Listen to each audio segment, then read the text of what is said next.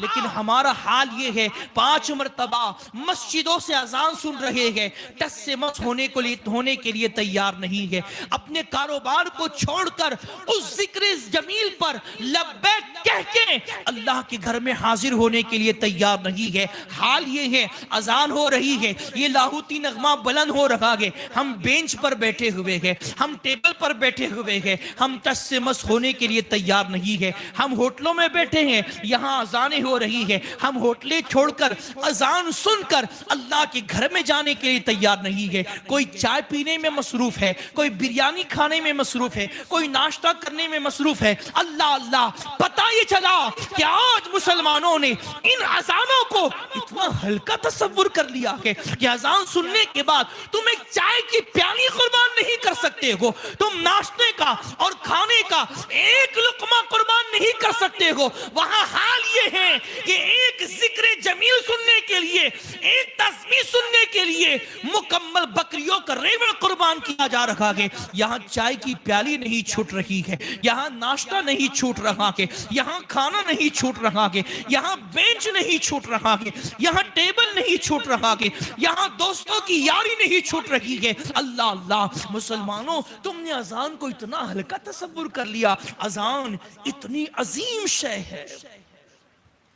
کہ فرمایا گیا اللہ نہ کرے کسی بستی میں آگ لگ چکی ہے اور اس آگ پر دنیا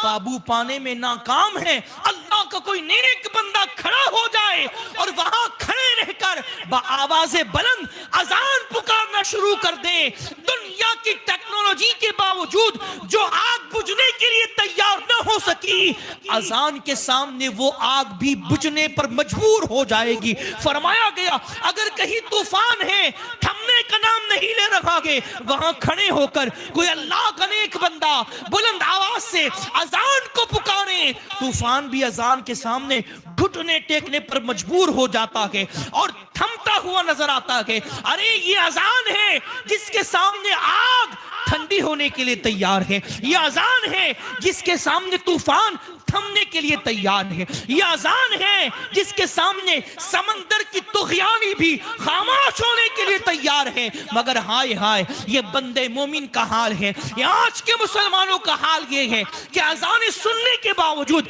اپنی جگہ سے نہیں اٹھتے، اللہ کے گھر میں نہیں جاتے۔ ارے حد تو یہ ہے وہاں سمندر کی طغیانی وقت اذان خاموش ہونے پر مجبور ہے، اور یہاں حال یہ ہے اذانیں ہو رہی ہے، مسلمان گپے لڑا رہے ہیں، اذانیں ہو رہی ہے، مسلمان بات چیت میں مصروف ہے، اذانیں ہو رہی ہے، مسلمان اپنی ڈیل میں مصروف ہے، اذانیں ہو رہی ہے، مسلمان اپنے بزنس کی باتوں میں مصروف ہے، اپنے کاروبار کی باتوں میں مصروف ہے۔ ارے حد تو یہ ہے یہاں اذان ہو رہی ہے، وہاں مسلمانوں کے گھر میں ٹی ویاں چل رہی ہیں، یہاں اذانیں ہو رہی ہیں، وہاں مسلم خواتین سیریل پر اپنی نظریں جمائے ہوئے ہیں، یہاں اذانیں ہو رہی ہے، وہاں ہمارے گھروں میں بچے کارٹون دیکھ رہے ہیں، یہاں اذانیں ہو رہی ہے، وہاں ہمارے گھروں میں فلمیں چل رہی ہیں۔ بس اتنا احسان کیا کہ بھائی اذان ہو رہی آواز کم کرو، اتنا ہی احسان کیا۔ تو کیا اذان کا حق اتنا ہی تھا کہ اذان ہو تو ٹی وی کا والیوم تو کم کر دیا جائے لیکن نظریں ٹی وی پر ہی گاڑ کر رکھی جائے؟ یہ اذان کا حق ہے؟ صرف آواز کم کر دی جائے لیکن سیریل کے نظارے دیکھے جائے، صرف آواز کم کر دی جائے فلمیں دیکھے جائے، صرف آواز کم کر دیا جائے گیم کھیلا جائے، صرف آواز کم کر دیا جائے اور کارٹون وغیرہ دیکھے جائے؟ کیا اذان کا اتنا ہی حق؟ یاد رکھو جب تک مسلمانوں کے دل میں اللہ کے ذکر کی عظمت، اللہ کے ذکر کی بلندی اور اللہ کے ذکر کی عزت موجود تھی، دنیا کے اندر اس مسلمان کی عظمت بھی زندہ تھی، اس مسلمان کی عزت بھی زندہ تھی، اس مسلمان کی اوقات بھی زندہ تھی۔ لیکن آج حال کیا ہے؟ سب سے زیادہ ذلیل کوئی ہے وہ مسلمان ہے، سب سے زیادہ حقیر کوئی ہے وہ مسلمان ہے، سب سے زیادہ گری ہوئی قوم کسی کو تصور کیا جا رہا ہے وہ قوم مسلم کو، سب سے زیادہ بے غیرہ قوم کسی کو تصور کیا جا رہا ہے وہ مسلمان۔ کیوں؟ اس لیے کہ یہ وہ مسلمان ہے جس نے اللہ کے ذکر کی عظمت کو دل سے کیا نکالا،